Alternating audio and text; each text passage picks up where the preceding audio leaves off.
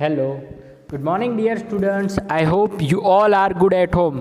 My dear students, today in this video we start new lesson Unit 7 Robinson Crew. My dear students, ये एक बहुत ही अलग story है जिसमें हमें एक आइसलैंड के बारे में जानना है। अगर सोचो, अगर कोई आदमी एक आइसलैंड पर अकेला रहता हो तो उसके साथ क्या क्या हो सकता है।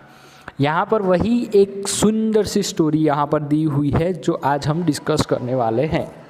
रॉबिन्सन क्रू कौन थे और वो एक आइसलैंड पर कैसे पहुँचे उसके बारे में यहाँ पर है एक्टिविटी 1 में। Let's check. Robinson Crusoe ship had been destroyed by C.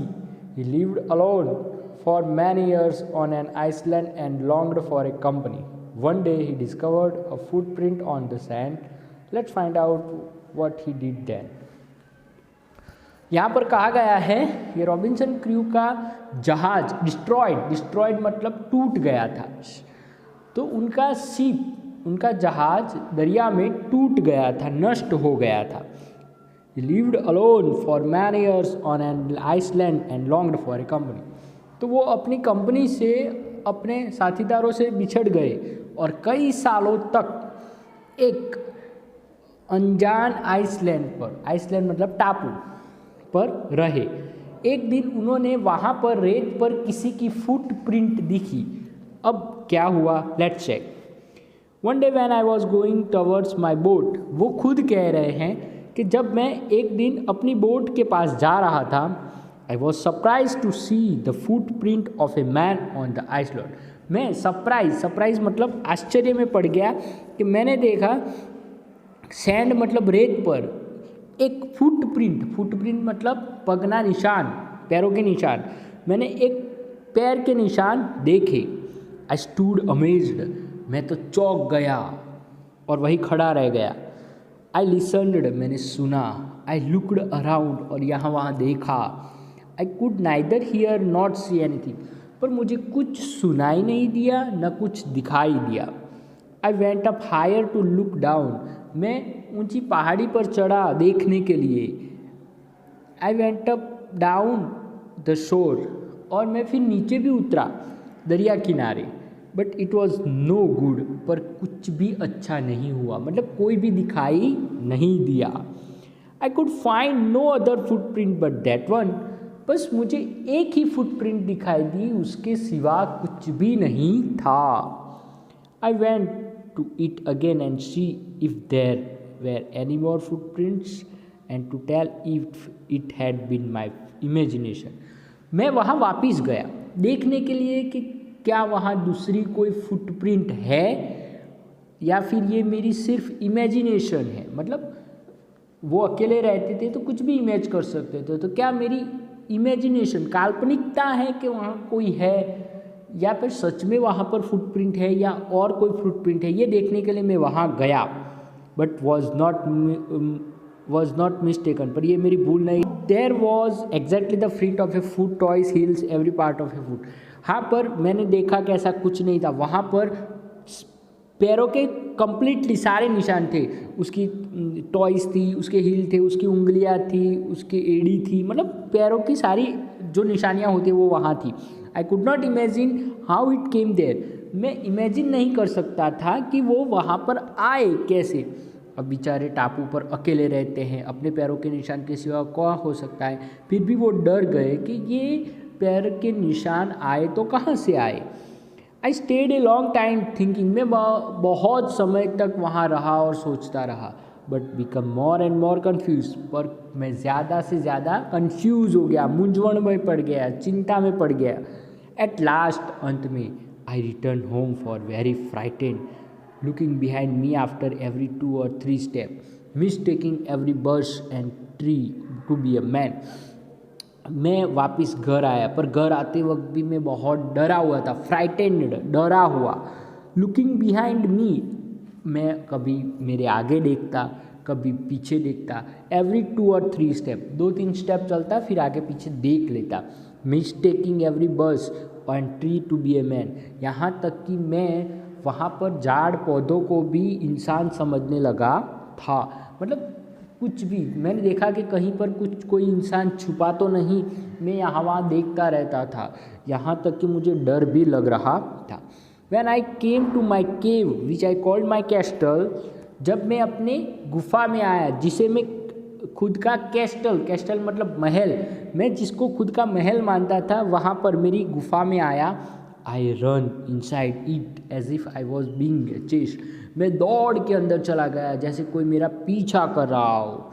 I do not remember whether I use to ladder or went in by the hole of in the rock, मैंने सोचा नहीं कि मैंने क्या यूज़ किया। Ladder, यहाँ पर मैंने जो सीढ़ी लगाई थी उससे मैं चढ़ा या पत्थरों के हॉल में से अंदर गया, मुझे कुछ भी याद नहीं। जिसे मैं दरवाज़ा कह रहा था उस पत्थर से अंदर गया या लेडर के द्वारा ऊपर चढ़ा, मुझे कुछ भी याद नहीं, पर मैं दौड़ के अंदर चला गया था।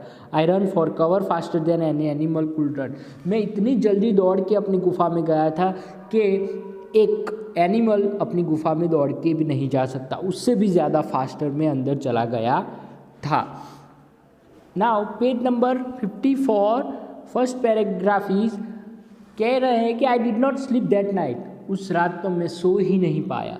The more I thought about what I had seen the more afraid I become, जितना ज़्यादा मैं सोचता उतना ज़्यादा मुझे डर लगता, सोचता डर लगता। I thought it could be one of the savages of the mainland who had wandered out of the sea in a small boat, मैं सोचता कि अगर कोई इस टापू पर है जो अपने खुद के सेवेज बचाव के लिए यहाँ पर खो गया है, वो I had wandered to the sea in a small boat, वो यहाँ पर छोटी सी बोट में आया होगा। Luckily I was not sure at the time, पर नसीब से मैं उस वक्त श्योर नहीं था, उस समय कंफर्म नहीं था, नक्की नहीं था मेरा। But what if he had been seen my boat, पर क्या होगा अगर किसी ने मेरी बोट देख ली। If he had seen the boat he would have realize that someone lived on the island and would soon return with other to kill and eat me, अगर किसी को पता चल गया कि वहाँ मेरी बोट है और उनको पता चल गया कि कोई यहाँ पर रहता है, तो वो ज़रूर वापस जाएगा और बाकी सबको लेके भी आएगा, मुझे मार देगा और खा जाएंगे। मतलब पहले के समय पर आइसलैंड पर ऐसी प्रजातियाँ रहती थी जो इंसानों को या जानवरों को, एनिमल्स को मार के खा जाती थी। तो रॉबिन्सन को भी डर ये था कि कहीं वो मुझे पहचान ना ले, कहीं वो मुझे ढूंढ ना ले और मार ना दे और खा ना जाए। बेचारे रॉबिन्सन को बहुत डर लग रहा था। And so I lay frightened for many days and prayed to protection, तो ये सोच कर मैं कई दिनों तक डरता रहा और भगवान से प्रार्थना करता रहा रक्षण की, प्रोटेक्शन मतलब रक्षण करूँ। इन डूइंग सो, ये करने के अलावा I was much comforted and begin going out, ये होने के बाद थोड़े दिनों को बाद में थोड़ा कंफर्ट मतलब आरामदायक हो गया, मतलब चिंता मुक्त हो गया। एंड बिगन गोइंग आउट, और फिर से बाहर जाने लगा। But even now I went forward, I looked behind frequently because I was still frightened. हाँ, भले ही मैं बाहर जाता था पर मैं आगे पीछे ज़रूर देखता था, क्योंकि डर तो अभी भी मेरे अंदर था, अभी भी मैं सबसे डरता था, क्योंकि मुझे डर था कि कोई आ न जाए, वो किसकी फुटप्रिंट थी। हावेवर, फिर भी as I went about 2 or 3 days and so nothing, I become a little bolder. जब 2-3 दिनों तक मैं बाहर आना जाना चालू किया, तब तक मुझे कोई नहीं मिला, तो मैं थोड़ा लिटल बोल्डर, थोड़ा नीडर बन गया। बोल्डर मतलब नीडर होना, बोल्ड होना। I decide to go down and to the shore again and examine the footprint one more. मैंने डिसाइड किया, नक्की किया कि मैं फिर से दरिया किनारे जाऊंगा और उस फुटप्रिंट को देखूंगा और एग्जामिनेट करूंगा, उसको तपास करूंगा। I decide to measure it with my own footprint, मैं उसे खुद के पैरों से मापना चाहता था, क्योंकि मुझे डर था कि कहीं वो मेरी फुटप्रिंट तो नहीं। As I come closer to footprint, जब मैं फुटप्रिंट के पास गया, I realize that it could not be my footprint because it had not come to this part of the beach since a long time. जब मैं उसके पास जाके देखा तो मुझे पता चला कि ये मेरी फुटप्रिंट तो नहीं थी, क्योंकि काफ़ी दिनों से मैं इस साइड तो आया ही नहीं था। सेकंडली, दूसरी बात, as I placed my foot alongside the footprint, जब फुटप्रिंट के बाजू में मैंने अपने पैर रखे, it seemed larger than my own, और वो मेरे फुटप्रिंट से तो बड़े लगने, मेरे पैरों से तो बड़ी लगने लगी। जब मैंने अपने पैर उसके बाजू में रखे तो मेरे पैरों से वो फुटप्रिंट बड़ी लगी। माई फियर रिटर्न, मेरा डर वापिस आ गया। आई वेंट होम अगेन, दौड़ के मैं वापस घर पर चला गया। Believing that there was someone there, यही मान के चला कि कोई और इस आइसलैंड पर है। यहाँ पर स्टोरी क्लोज होती है। My dear students, Robinson Crusoe एक जहाज़ पर रहने वाला इंसान था जो व्यापार करता था, और गलती से एक टापू पर उसका जहाज़ टूट गया और वहाँ कई सालों तक उसे रहना पड़ा।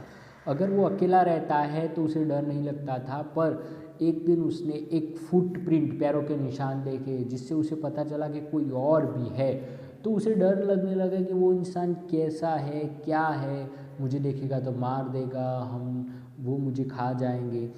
तो इस तरह उसने कई दिन डर में निकाले। फिर से उसने एग्ज़ामिन किया, अपने पैरों के साथ मैच किया, पर उसके पैर तो वो फुटप्रिंट से थोड़े छोटे थे, तो वो फिर से डर गया और अपनी गुफा में जाकर, कैस्टल में जाकर छिप गया।